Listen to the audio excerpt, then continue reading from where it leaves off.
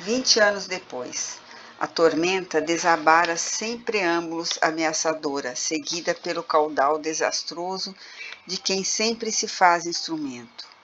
O dia estivera quente em excesso e cúmulos borrascosos dificultavam a aeração. Pesava o denso ar abafado. Dezembro, na cidade do Rio de Janeiro, é mês de tempestades imprevisíveis. A noite surgira ameaçadora e asfixiante. Quando os trovões começaram, o canglor e os relâmpagos fuzilavam em balé macabro, grossas bagas e depois a chuva torrencial caíram rudemente. As águas que desciam das encostas dos morros acumulada transbordavam do rio Maracanã e atingiam um volume ameaçador, espraiando-se até atingir a larga Praça da Bandeira. No abrigo de bondes, ensopado e vencido por preocupação crescente, o Dr. Oscar Silva reflexiona, algo contraído. Fora rematada a loucura sair de casa em uma noite daquela. A condução que rareava, impossibilitada de correr pelas ruas alagadas, tornava cada vez mais difícil o acesso à sua residência no outro lado da cidade, no bairro das Laranjeiras. Seu automóvel deixara de funcionar alguns minutos antes. Resolvera deixá-lo. E agora? Homem maduro e experimentado pelas lutas diárias, podia ser denominado um vitorioso. Probo era cumpridor rigoroso dos deveres. Nascera em lar humilde, o que não impedira de dar curso a um programa superior de vida, estudando com ingentes esforços continuamente, até a aquisição do título universitário quando já adulto. Esforçado, continuava a prosperar. A fortuna para ele não constituía realmente razão de triunfo. Antes considerava-se ditoso pela forma como pautara a vida desde cedo. Severo consigo mesmo, não se permitia a viciação dos hábitos em voga, especialmente os que entregavam novas rixas. Os haveres de que podia dispor reuniram-os durante a Segunda Guerra Mundial, em cujo período estivera quase às portas da falência, por evitar as concordatas desonestas, porém lucrativas. Dinheiro, digamos em outras palavras, roubos legais. A sorte surpreendera-o, mediante a valorização dos produtos importados que distribuía em sua casa comercial. Derivados do petróleo e com consequente aumento dos preços pela repentina alta, multiplicaram-lhe as possibilidades financeiras, sem que para isso fosse necessária a inversão de novos capitais ou mesmo as transações desonestas. Considerava-se feliz porque conseguira edificar no lar a verdadeira consciência espírita, não obstante algumas dificuldades que demoravam. Militante da doutrina de Jesus desde a mocidade, fora discípulo das ardentes pregações do poeta Adolfo Oscar do Amaral Ornelas. O inspirado Vate agitara-lhe a alma juvenil e verbo flamivono do engenheiro militar Manuel Viana de Coelho rasgara-lhe paisagens sublimes no mundo interior da alma. Ouvindo-os e meditando, enquanto eram moças suas carnes, compreendeu as supremas verdades da vida e a elas se entregou, tocado profundamente fascinado por arrebatadora e perene emoção. O evangelho do pastor Galileu constituiu-lhe estímulo e regra áurea de comportamento. Espírito simples, amava o bem e caráter íntegro, esposara a virtude como legítimo guia de conduta. Rechaçava a mentira mesmo quando esta se chama conveniência. E quando vigoravam as atitudes dúbias para a aquisição de valores ou para brilhar nas posições de relevo, preferia o prejuízo com a consciência reta à vitória manchada pela culpa. Na profissão abraçada, ouvira dizer muitas vezes que através da vingança se consegue a justiça e pela astúcia a verdade. Desfraldava, porém, a flâmula da honestidade e, policiando-se, não se permitia viver as duas faces mundanas, o homem interior vulgarizado pela indignidade e o homem social de honra mascarado. Todos os lances da sua vida estavam fortemente vinculados ao espiritismo. No Consolador, aurira forças e coragem para perseverar nos propósitos nobilitantes da existência. Residia em confortável mansão no elegante bairro das Laranjeiras. Aquinhoara a família com as concessões que o dinheiro consegue, mas não se permitira o luxo de deixar que os filhos se banqueteassem enquanto estivessem com ele, sob a sua guarda e orientação, com as filosofias materialistas, ou no lar pudessem dar vazão aos desmandos sob o olhar complacente de um pai falsamente tolerante, mas que, em realidade, não possuísse compostura moral, como ocorre a miúde. Usando a severidade sem fazê-la um rélio e a bondade sem a tornar conveniência com o erro, podia considerar-se realizado na educação dos filhos, um rapaz e uma jovem, ambos agora consorciados, reproduzindo-se na bênção preciosa de filhos, netos que eram os olhos e os sorrisos dos avós. Seu dever religioso era parte integrante da sua agenda diária. Por isso, conquanto as ameaças do temporal não tergiversara em apresentar-se no templo espírita, ali próximo, numa das ruas transversais para o labor da caridade espiritual. Ajudar os amargurados do espírito era-lhe uma incumbência feliz. Seu verbo simples e desataviado, a inspiração de quem sempre se via objeto, dissipava as sombras e confortava os desesperados, que através da psicofonia atormentada se apresentavam desligados das farândulas desditosas da erraticidade infeliz para seguir os rumos da esperança. Há poucos anos, frequentava o grupo de onde agora saíra. Militava, porém, desde há muito pouco mais de 30 anos, na direção de algumas casas ou na colaboração espontânea e franca, onde quer que lhe solicitassem. Otimista e extrovertido, não chegava à deselegância da inconveniência. Justificava sua alegria de viver e o prazer de estimular os outros como um dever espírita, elucidando que o encontro com a verdade alegra o homem e o liberta da amargura, facultando-lhe a antevisão das paisagens melhores da esperança.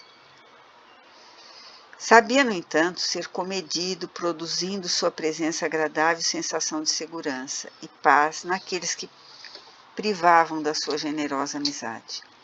Aquela noite, porém, preocupava-o. Não se lembrava, faz-se justiça, de um temporal tão violento quanto aquele. Via a água lodosa subir em catadupas e agora quase a cobrir o abrigo no qual se agasalhava.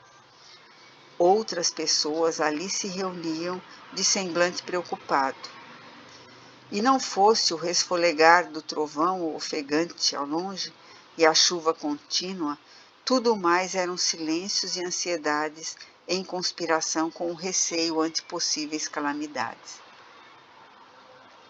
As casas penduradas nos acumes dos morros, de frágil construção, certamente estavam sendo visitadas pelo pavor, e os pés veludosos da morte descalçavam-se àquela hora para triunfalmente pisotear vidas. Os bueiros e os escoadouros não davam vencimento ao volume de água pluviais, e a vegetação arrancada às encostas, trazidas pelas enxurradas, com barro abundante, entupia os canais, impedindo o curso normal dos rios. Continuava a tormenta. O advogado Oscar Silva pensava em comunicar-se com a família a fim de tranquilizar o lar. Ilhado, no entanto, com alguns outros que foram acolhidos pela tempestade, Não encontrava como libertar-se da situação ameaçadora num crescendo grave. Em tal conjuntura, recordou-se de orar. A prece é sempre veículo de intercâmbio com Deus. E refletindo, considerou mentalmente: são os espíritos e os agentes da natureza, logo aquela tempestade. Acalmado, íntima e surpreendentemente, graças à elucubração feliz, tentou fugir ao ambiente hostil das forças em fúria e, encostando-se a uma das paredes laterais, deu curso à oração.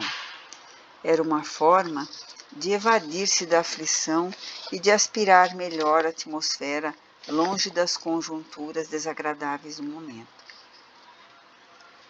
Logo fizera silêncio interior. Começando o murmúrio da prece, pareceu ouvir, ou melhor, escutou realmente triste e dolente voz, que chorava uma canção de súplica. Uma quadra em destaque no dolorido lamento dizia: ditoso quem tem de Deus, saúde, fortuna e paz.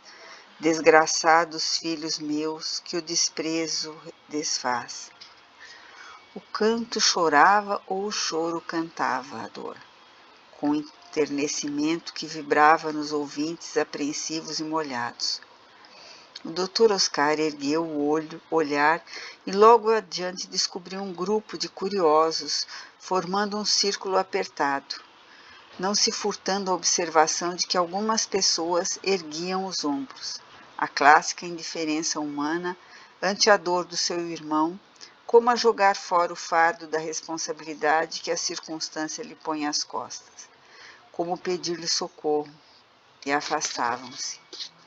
O lamento, porém, prosseguia. Até entre as flores se encontra a diferença da sorte. Eu vivo chorando a vida e a vida me leva à morte.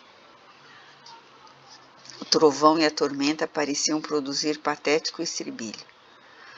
A canção, feita de retalhos e improvisos, cantava sua aflição. Talvez indiferente à chuva ou indiferente à indiferença dos homens que se deixaram calejar ante as dores que não fossem a sua própria dor, a voz feminina, ora doce, ora cansada, continuava. Estranhos mistérios da vida. Singular piedade tocou o homem que mergulhava nas delícias da prece, e ei-lo, quase sem perceber, afastando algumas cabeças curiosas e, curioso também, buscando descobrir a cantante da melopéia de sofrimento. Olhou-a e, por pouco, não se sentiu petrificar. Aquele rosto pálido, aureolado por cabelos negros, longos e molhados que molduravam a tez descarnada, com os zigomas apontados para fora e os dois olhos igualmente negros brilhantes, falando sem palavras na face macerada, parecia-lhe familiar. A infinita tristeza dos tristes e a acabrunhada resignação dos desgraçados possuem ignota beleza. Andrajosa, a mulher jovem carregava em ambos os braços duas crianças que dormiam, ou talvez prostrada pela miséria. Demoravam-se no delíquio da fome ou na febre do desconforto.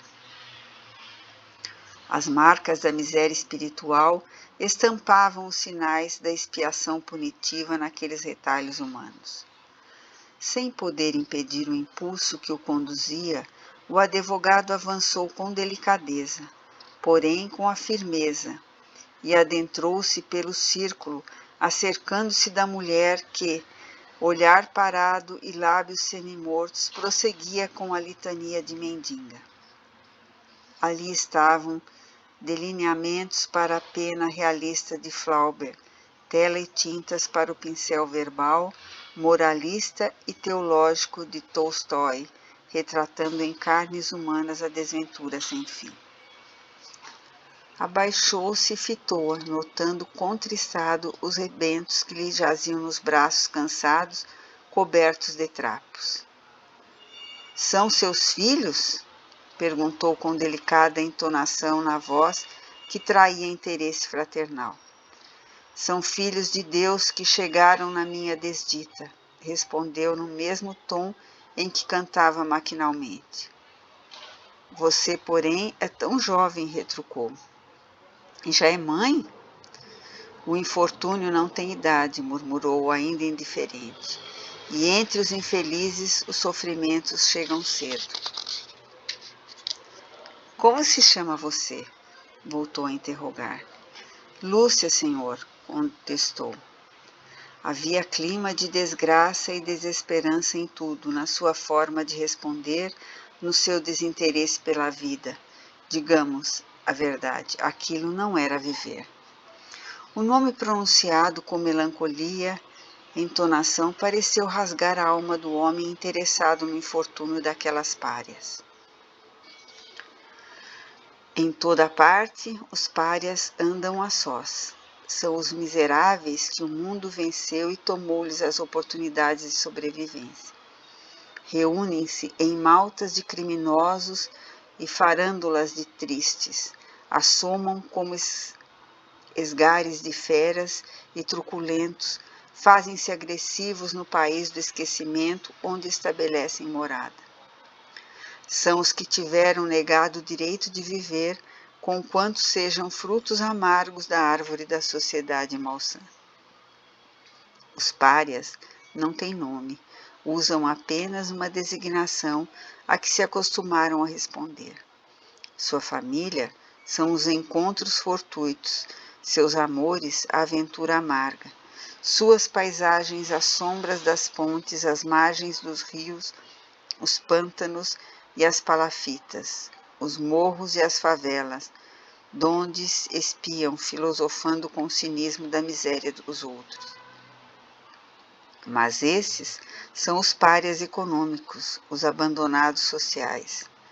Os outros, os párias de luxo, esses brilham na ilusão e se refestalam no conforto em que amolentam o caráter já debilitado e esfrangalham as esperanças frouxas dos outros párias, tomando-lhes ou, para ser exato, roubando-lhe os direitos humanos que também deveriam ter, mas não têm.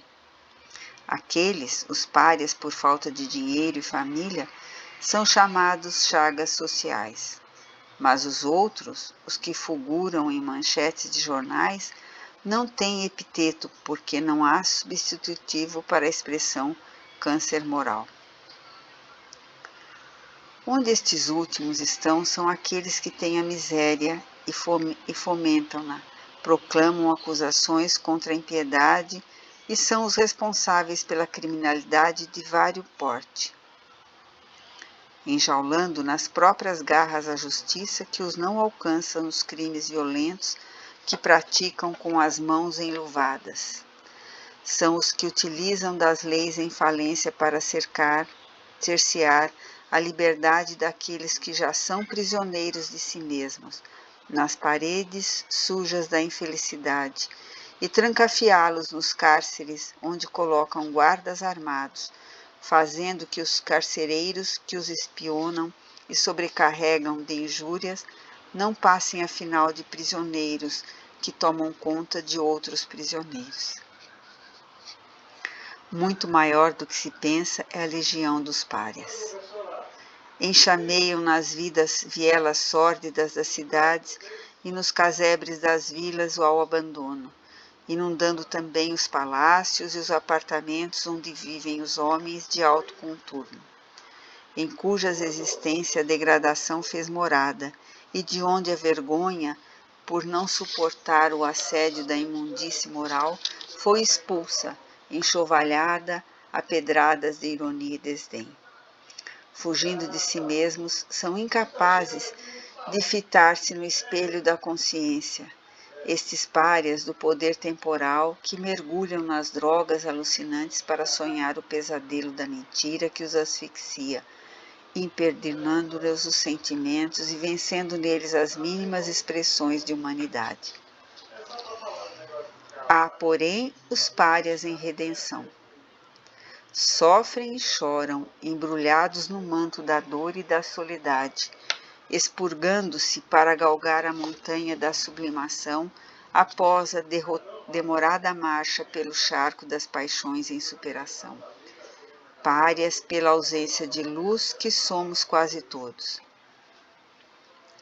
A maioria desses párias atua rebolcando-se nas misérias sociais e morais em que se abastardam cada vez mais, aprofundando feridas que só o escoar dos séculos pungentivos poderá cicatrizar.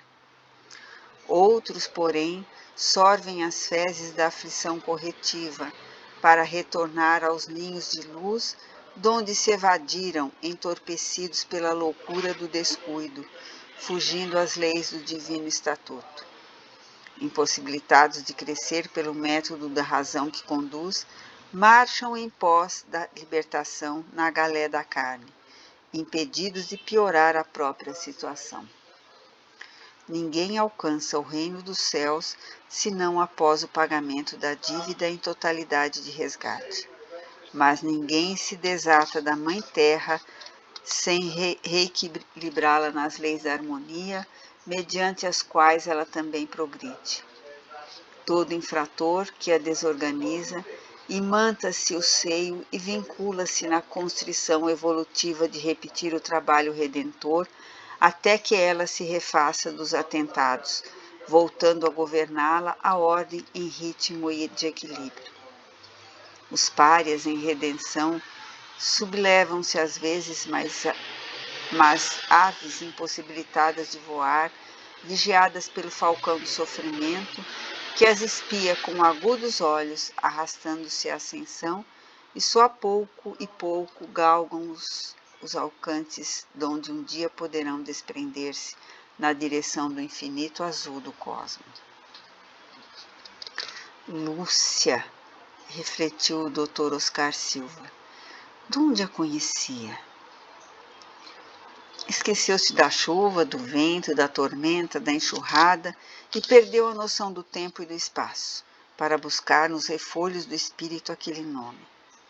Martelavam-lhe dilatadas nas têmporas as artérias latejantes. Os lábios se lhe fizeram ressequidos e a garganta ficou túrgida. Seria Lúcia? Gritou-lhe a memória, rebuscando na intimidade dos neurônios as impressões que evocassem as imagens do passado. E miraculosamente veio à lembrança o apelo. Rogo-vos, irmãos, que vos recordei de todos nós nas vossas súplicas ao Senhor da vida. Quiçá nos encontraremos pelos caminhos do mundo no amanhã. Quase desfaleceu. Não seria possível, pensou. Era coincidência demais para ser real, ou pelo menos para que a lei se cumprisse de maneira tão vigorosa.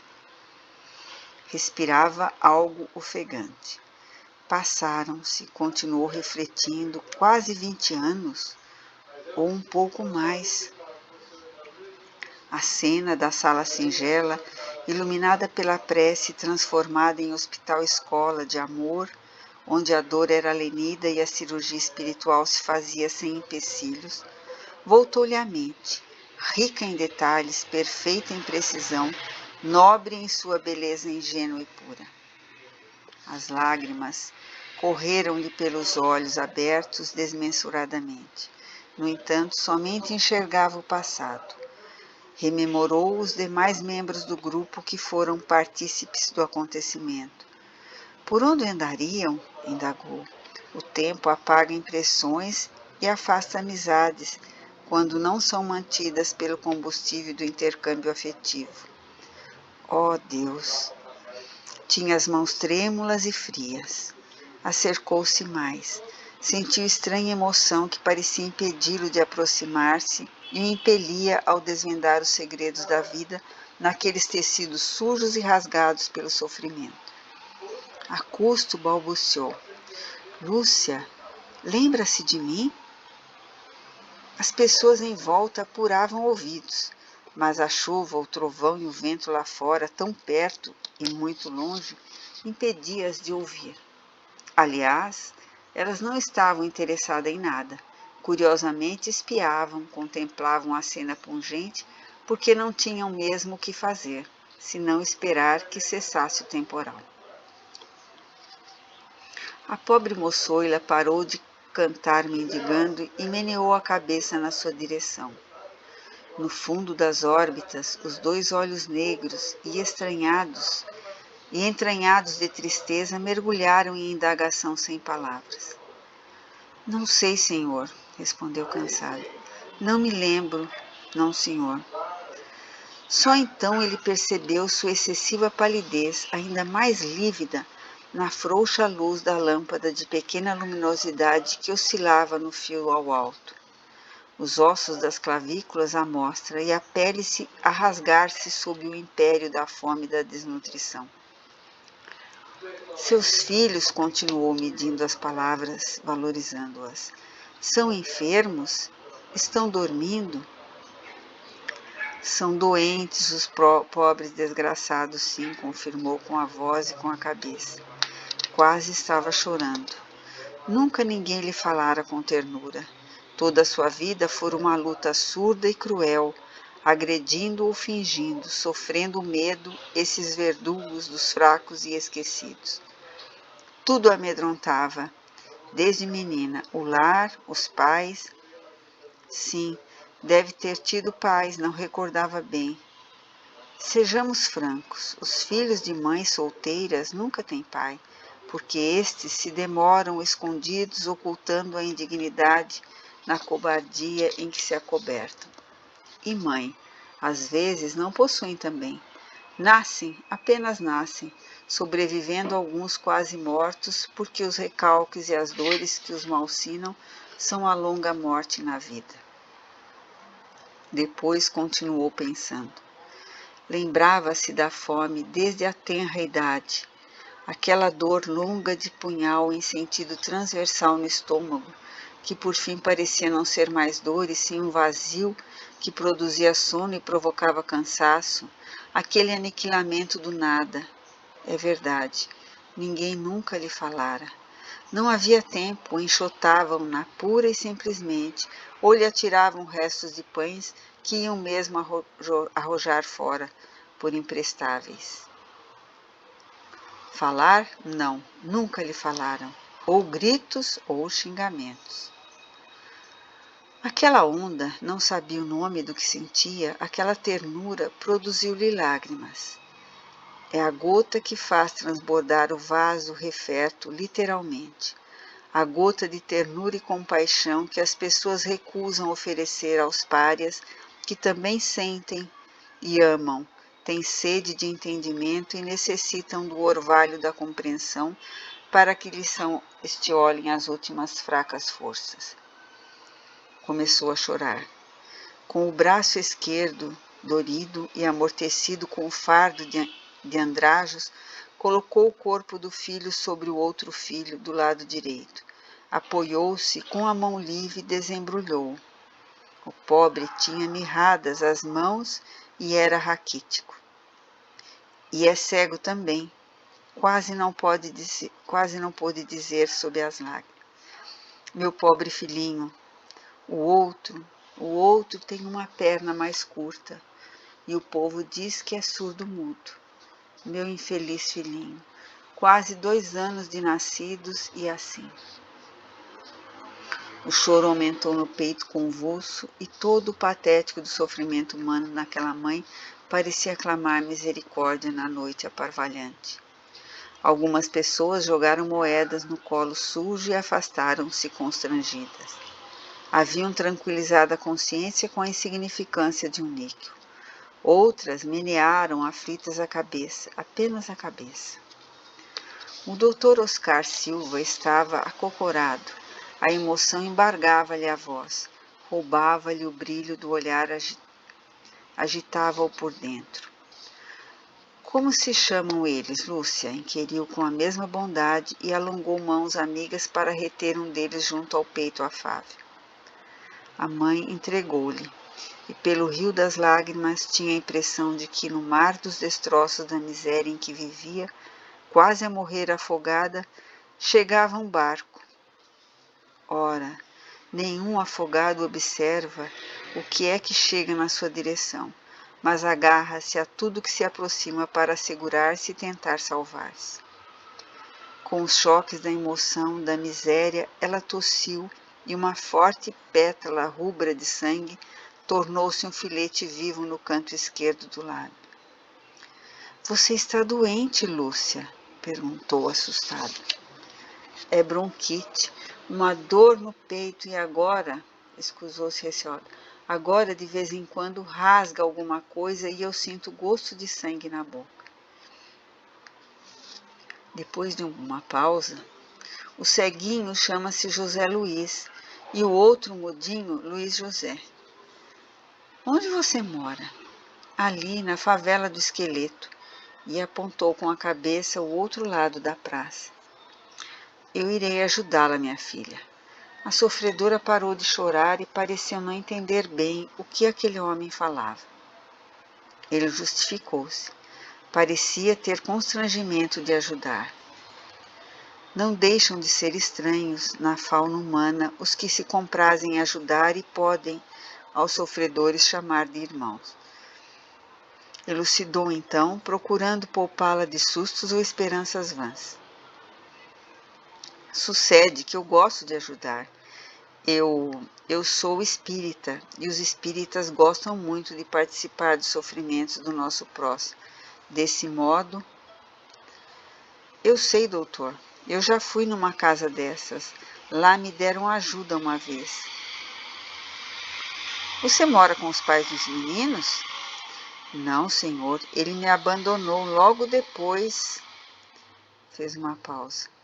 Ele é doente do juízo. Perseguiu-me tanto com a loucura dele até que um dia me atacou e sumiu da favela. Eu moro com a minha avó Catarina. Todos me conhecem lá. O doutor Oscar Silva entregou-lhe de volta a criança. Ofereceu-lhe uma cédula. Tinha febre em todo o corpo. A chuva amainava, não os relâmpagos e trovões. Houve um movimento agitado. Um bonde parara no abrigo e rumava na direção da cidade. Eu irei procurá-la depois, Lúcia. Deus vai ajudá-la, falou apressadamente. Até logo mais. Correu para o veículo e, visitado por melodia sublime de amor, rumou para a realidade. Lúcia, ainda surpresa, fitou miragem que se desvanecia na movimentação da vida que ressuscitava do temporal.